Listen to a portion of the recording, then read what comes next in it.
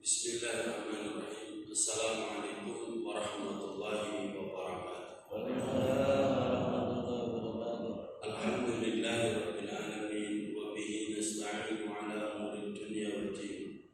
Wassalatu wassalamu ala asyrafil anbiya'i wal mursalin nabiyyina Muhammadin wa ala alihi wa sahbihi wa man tabi'ahum bi ihsanin ila yaumiddin. Subhanaka la ilma lana illa ma 'allamtana innaka antal alimul hakim. Qala Allah ta'ala fil Qur'anil Karim wa huwa asdaqul qailin ya ayyuhalladzina amanu taqullaha haqqa tuqatih wa la tamutunna illa wa antum muslimun. Wa qala Rasulullah sallallahu alaihi wasallam fa inna ahsanal hadithi kitabullah wa khairal hadi hadi Muhammadin sallallahu alaihi wasallam wa syarrul umuri muhdatsatuha fa inna kulla muhdatsatin bid'ah wa kulla bid'atin dhalalah wa kulla dhalalatin finnar. Ma'asyiral muslimin rahimani wa rahimakumullah, para bapak, ibu serta saudara sekalian, jamaah salat subuh jamaah pengajian Masjid Baitul Haq yang mudah-mudahan dirahmati oleh Allah. Alhamdulillah, mari kita bersyukur kepada Allah Subhanahu wa taala. Pagi hari ini kita semua bisa hadir, berkumpul, bertemu di rumah Allah ini untuk melaksanakan salat subuh berjamaah dan kita lanjutkan dengan thalabul ilm. Mudah-mudahan kehadiran kita di sini mendapatkan ridha, barokah dan ilmu yang bermanfaat. Amin ya rabbal alamin.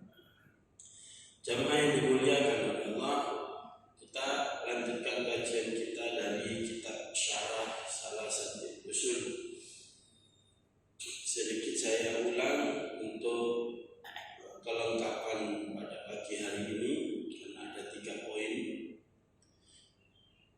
Bahwa penulis kitab ini, beliau mengatakan, i'lam rahimakallah, ketahuilah, mudah-mudahan Anda semua mendapatkan rahmat dari Allah, annahu yujibu ala kulli muslimin wa muslimatin ta'allum hadhihi salasati masail wal amalu bihinna. Bahwasannya wajib bagi setiap muslim dan muslimah untuk mengetahui tentang 3 hal dan mengamalkan 3 hal ini. Apa 3 hal itu? Yang pertama adalah awal anallaha khalaqana wa razaqana. Bahwasannya kita itu adalah ciptaan Allah. Allah telah menciptakan kita dan Allah telah memberi rezeki kepada kita. Dialah Allah yang Maha Pencipta, Maha Pemberi rezeki, yang senantiasa memberikan rezeki kepada kita, bahkan tanpa kita minta sekalipun Allah sudah memberi rezeki kepada kita. Dan rezeki manusia itu pasti selalu ada. Dia akan habis rezekinya kalau sudah ajal menjemputnya. Maka ini harus menjadi keyakinan kita. Kita itu bukan ada dengan sendirinya.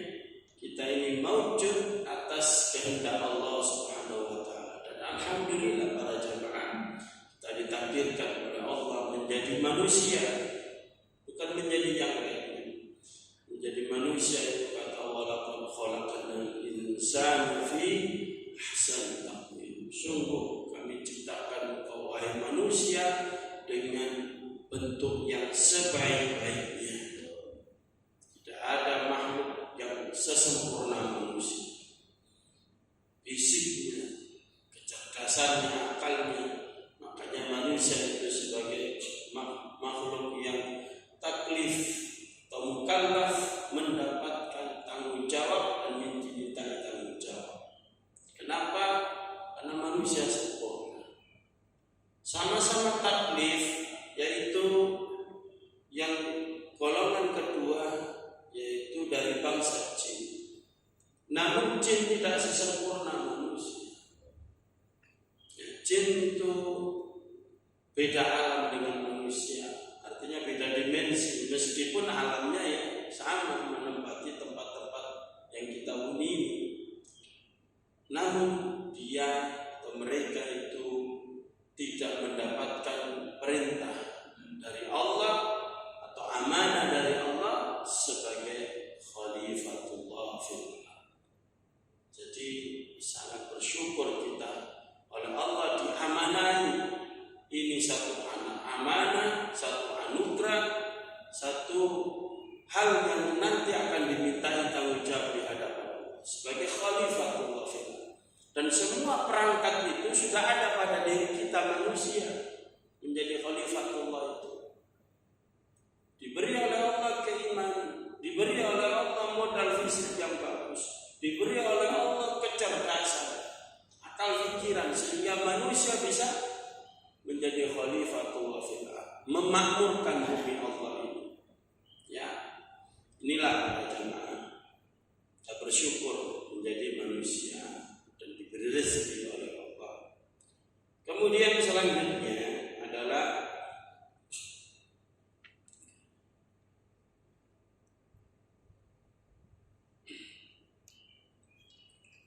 walam yatrukna hamalan, dan kita tidak dibiarkan terlantar atau tersesat begitu saja. Jadi setelah diciptakan oleh Allah, diberi rezeki oleh Allah, hidup di dunia, tidak dibiarkan liar. Karena manusia itu punya naluri untuk pertama berkembang biak atau bertahan hidup. Yang kedua adalah naluri untuk mengagungkan sesuatu di luar dirinya, dan itu adalah fitrah. Ini perlu dibimbing. Kalau tidak bimbing bisa tersesat. Lihat batu, nyembah batu, tidak peduli batu besar atau kecil. Ya, batu besar yang ada di gunung-gunung, sebesar rumah, segede bahkan lebih dari rumah. Ada batu kecil, hanya karena warnanya bagus, jadikanlah batu akik. Kan tidak boleh pakai batu akik, tapi pakai jimat. Ini yang mendatangkan rezeki saya. Kalau tidak pakai akik ini, dagangan saya sepi. Berarti akiknya penglaris. Bukan Allah Ar-Razzaq, tapi akik Ar-Razzaq. Nah ini menyembah batu.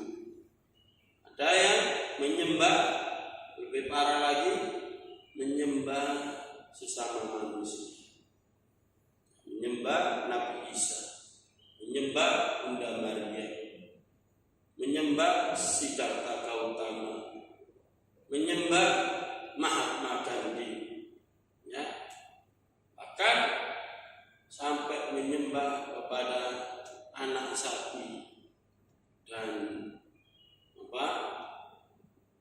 induknya sapi atau tikus. Orang-orang India yang bunuh saudara-saudara kita itu. Yang lebih parah lagi, menyembah kerbau. Jadi ada orang yang menyembah kerbau. Maaf, tiap satu surah ditunggu teletongnya itu dipakai sebagai penyembuh dari sakit, penglaris dagangan. Ya, yang seperti itu sama artinya menyembah kerbau. Namanya Kebu Bule, ada di Solo sana. Nah, yang seperti ini termasuk bagian dari menyembah, karena meyakini selain Allah dapat mendatangkan rezeki, dapat menolak madarat, meskipun tidak rukuk dan sujud.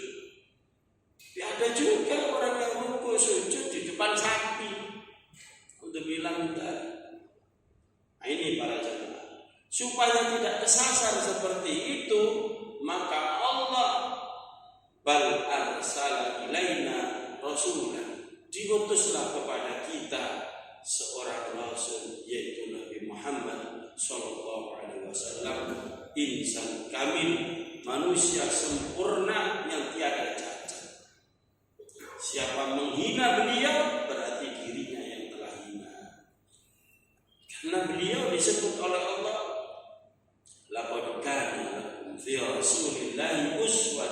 hasan liman kana yarjullaha wal yawmal akhir wa dzakarallaha katsiran. Sungguh telah ada pada diri Nabi Muhammad teladan yang baik. Liman kana yarjullah, bagi orang yang mengharap pahala di sisi Allah. Kau tidak dapat pahala kalau tidak mencontoh Nabi sallallahu alaihi wasallam. Dan orang yang mengharap kebaikan di akhirat, yaitu masuk ke dalam jannahnya Allah, kau tidak akan masuk surga kecuali mengikuti jejak beliau sallallahu alaihi wasallam yang menuntun manusia ke arah jannah. Wa dzakarallaha katsiran, dan banyak berzikir mengingat Allah. Kau tidak akan kenal siapa Allah kalau tidak melalui beliau sallallahu alaihi wasallam. Jamaah yang dimuliakan oleh Allah. Maka nulis kitab ini melanjutkan, faman ata'ahu dakhalal jannah. Siapa yang mentaati beliau sallallahu alaihi wasallam pasti masuk surga, tidak bisa tidak. Jadi kalau ingin masuk surga, taat kepada Rasulullah. Jamaah yang dimuliakan oleh Allah. Orang Kristen atau Nasrani atau Yahudi itu disebut oleh Allah, innal ladzina kafaru min ahlil kitab. Sesungguhnya orang-orang kafir, jadi mereka disebut kafir dari kalangan ahli kitab. Wal musyrikin, dan kafir yang tidak kenal kitab, yaitu siapa? Orang musyrik, penyembah sapi dan yang lain-lainnya. Ya, Yahudi dan Nasrani dibedakan kafirnya. Kalau orang musyrik memang tidak kenal Allah, mereka nyembah sapi, nyembah patung, nyembah yang lain-lainnya. Tapi ahli kitab oleh Allah tetap divonis kafir. Apakah mereka tidak kenal Allah? Apakah mereka tidak mengakui bahwa Allah itu Tuhannya? Apakah mereka menolak bahwa Allah itu adalah Rabbul Alamin? Tidak sama sekali. Mereka mengakui Allah yang menciptakan dia, Allah yang memberi rezeki. Buktinya kalau berdoa, mereka menyatakan Allah Bapa yang ada di surga. Ya kan? Itu yang dimaksud siapa juga? Bukan patung, bukan manusia, tapi Allah Rabbul Alamin. Mereka namakan Allah. Jadi kalau orang Islam menyebut Allah, mereka menyebut Allah. Kenapa kok jadi Allah? Karena jarang atau mungkin tidak pernah makan kurma, sehingga jadi keliru ngomongnya. Allah dibilang Allah. Orang Jawa itu dikata Allah munuai kok, gitu kan? Masa Allah, padahal masa Allah, betul kan? Iya kan? Jadi ikut-ikutan. Karena cara makan kurma, makanya yang banyak minum zam-zam, makan kurma biar fase. Mereka disebut oleh Allah kafir, padahal mereka juga menuhankan Allah. Bahkan maaf iblis sekalipun itu menuhankan Allah. Ya Rabbi, loh, angkat tangan iblis berdoa memohon kepada Allah. Apakah semua yang berdoa kepada Allah lantas disebut menyembah Allah? Oh tidak. Kalau yang kedua ini tidak dipenuhi, waman ata'ahu dakhala jannah waman asahu dakhala nar. Siapa yang taat kepada Nabi Muhammad SAW, maka dia masuk surga. Siapa yang menentang Nabi SAW, maka dia pasti masuk ke dalam neraka. Dalilnya, inna arsalna ilaikum rasulan syahidan alaikum. Sungguh kami mengutus kepada engkau, kepada umat manusia ini, seorang rasul yang menjadi saksi bagi kalian.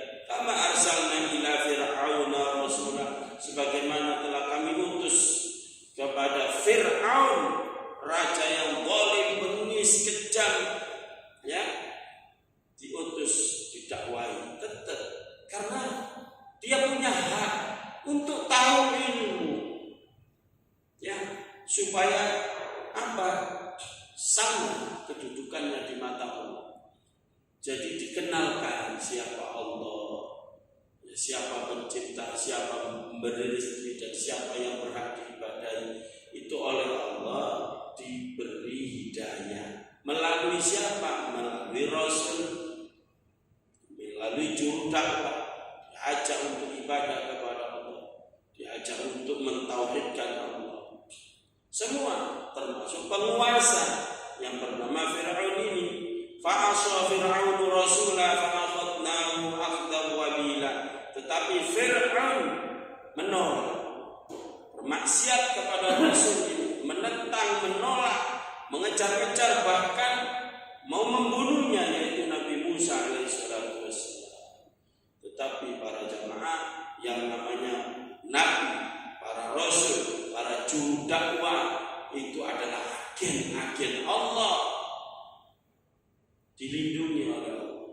Mereka ini bekerja untuk Allah. Tidak mungkin kalau kerja untuk Allah lalu kemudian Allah diam saja kalau ada apa. Tidak ada. Pasti dibacking, dikejar densusnya Firaun, tentara elitnya Firaun, kejar. Oleh Allah diselamatkan. Justru Firaunnya dan para tentaranya dibinasakan. Itu berlaku sampai hari kiamat. Yang seperti itu. Jadi jangan khawatir menjadi orang yang menyuarakan kebenaran. Berterus teranglah dengan kebenaran. Allah mencintai kita, Allah di belakang kita yang akan membacking kita. Tapi kata Allah, Fir'aun ini dasar Fir'aun. Hanya orang Jawa itu kan pinter bikin istilah-istilah. Fir'aun kafirnya tidak wangun. Apa maksudnya? Kafirnya tidak lumrah, keterlaluan. Ya bukan hanya menolak, tapi dia menobatkan dirinya, melantik dirinya sendiri, memproklamasikan, mengumumkan, ana rabbukumul a'la, saya ini Rabbu yang paling tinggi, saya adalah penentu kebijakan. Ayat-ayat konstitusi di atas ayat-ayat suci. Fir'aun dari zaman dulu sampai kiamat modelnya sama. Ya karena pabriknya sama. Siapa? Iblis. Jadi sumber kejahatan itu otaknya satu, iblis. Dari zaman Nabi Adam sampai kiamat dia hidup. Makanya model polanya itu sama. Hanya bergonta-ganti pemain atau tokohnya saja. Fir'aun menolak. Lalu kata Allah, kami siksa dengan siksaan yang dahsyat. Jamaah yang dimuliakan oleh Allah. Banyak ayat yang menjelaskan tentang wajibnya kita taat kepada Rasulullah SAW. Dan tidak sah keislaman seseorang kalau tidak taat kepada Rasulullah. Menolak Rasulullah sebagai tokoh contoh, ya dalam hal ibadah maupun yang lainnya. Karena ada orang itu kadang begini, Bapak Ibu, ngakunya Muslim, Rasulullah berbuat begini-begini, dinasihati dia karena menyimpang, tidak cocok dengan sunnah Rasul, dinasihati. Kamu itu jangan maksiat, gitu katanya Islam begini, Rasulullah itu begini loh, ngajarin. Loh, itulah Rasulullah. Ya, sudah maksiat, menentang, merasa diri suci. Ya, kalau mengatakan itulah Rasulullah, berarti merendahkan Rasulullah. Kalau saya bukan Rasulullah, ya merasa lebih tinggi dari Rasulullah. Kadang juga dia beraktivitas beramal ibadah yang Rasulullah SAW tidak mencontohkan, lalu diingatkan. Apa jeleknya? Jeleknya kamu tidak nyontoh Rasulullah. Tadi sudah dikatakan, liman kana yarjullaha wal yaumal akhir wa dzakarallaha katsiran. Bagi orang yang kepingin dapat pahala, kepingin masuk surganya Allah, kepingin bisa berzikir kepada Allah, mencontoh Rasulullah SAW. Kadang membantah Bapak ya. Apa yang lagi? Ya jelek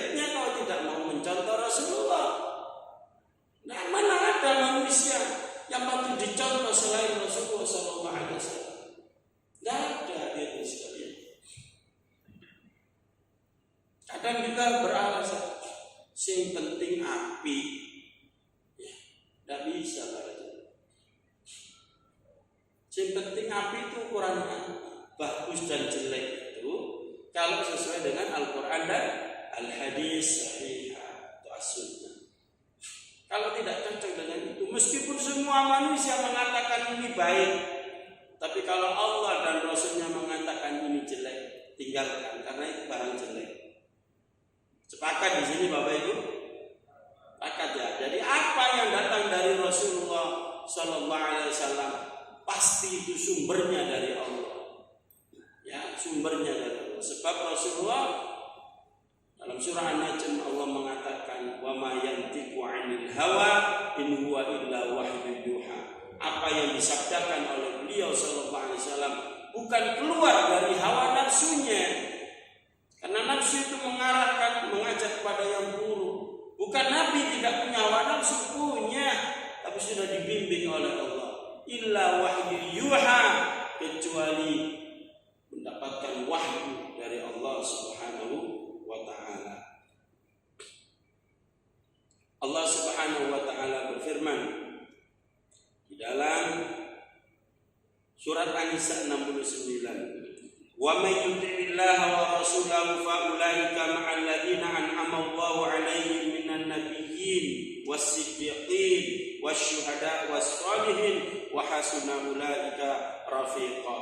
Siapa yang mentaati Allah dan Rasulnya, fa ulaika ma'al ladzina an'ama Allahu 'alaihim, maka mereka nanti di akhirat akan dikumpulkan bersama orang-orang yang mendapatkan nikmat dari Rabb mereka.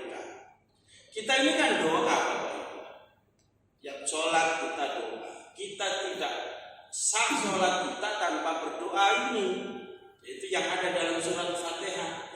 Ihdinas shiratal mustaqim. Ya Allah, tetapkan hamba pada jalan yang lurus ini, yaitu al-Islam. Shiratal ladzina an'amta 'alaihim, yaitu jalannya orang-orang yang Engkau beri nikmat. Siapa?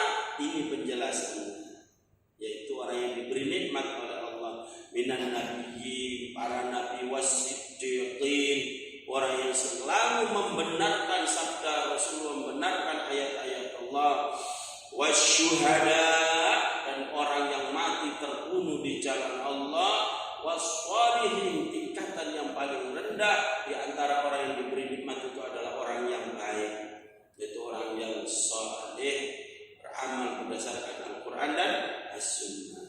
Dan mereka itulah sebaik-baiknya teman. Jamaah yang dimuliakan oleh Allah.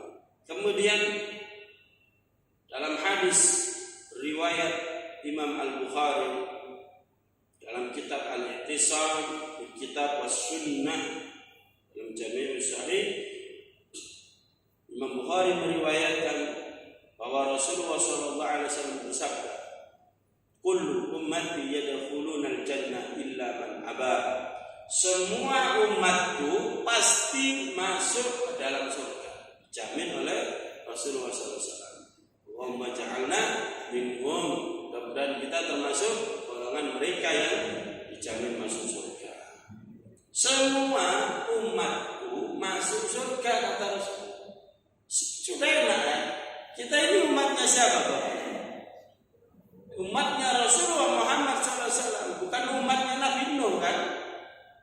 Umatnya Nabi Muhammad SAW. Nah, dapat janji dari Rasulullah ini, informasi, riwayatnya sahih, dan pasti benar. Semua umatku pasti masuk surga. Alhamdulillah, kita sudah mengaku jadi umat Muhammad. Tinggal bagaimana? Sudah dapat garansi ini. Kemudian illa man aba. Nah, dikecualikan oleh Rasulullah, kecuali kamu yang tidak mau. Ya, orang yang tidak mau. Ternyata ada, Bapak Ibu, orang yang tidak mau masuk surga. Ada apa enggak? Di sini ada apa enggak? Orang yang tidak pengen masuk surga.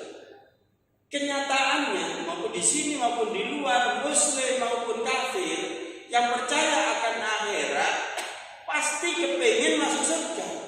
Sebab di akhirat nanti tempatnya cuma 2.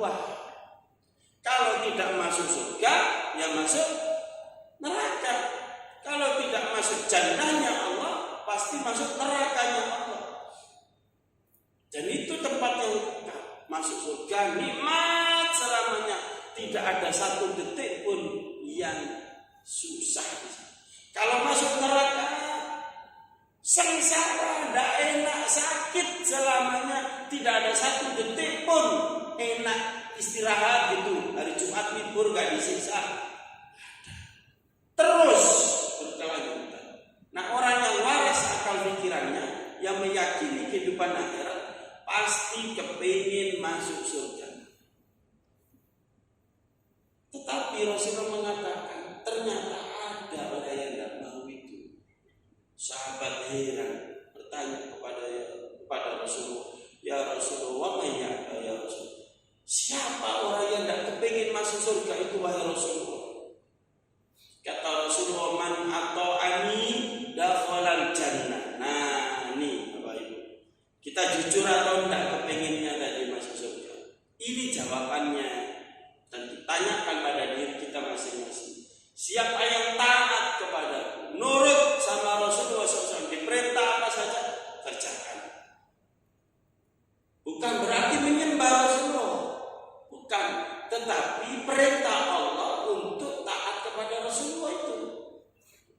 Siapa yang nurut kepadaku, maka dialah orang yang pantas. Memang dia jujur kepingin masuk surga. Wa man asani faqad aba. Siapa yang tidak mau mencontoh aku, tidak mau mentaatiku, bahkan menentangku, itulah orang yang sebenarnya walaupun mulutnya ngomong kepingin masuk surga, sebenarnya kamu itu tidak kepingin masuk surga. Begitu kata Rasulullah SAW. Oleh karenanya para jemaah, tidak ada pilihan lain kecuali kita memuliakan, mencontoh Nabi yang mulia Rasulullah Muhammad SAW. Selanjutnya, asalnya itu yang pertama. Jadi yang harus kita ketahui yang pertama adalah Allah pencipta, pemberi rezeki, mengutus Rasul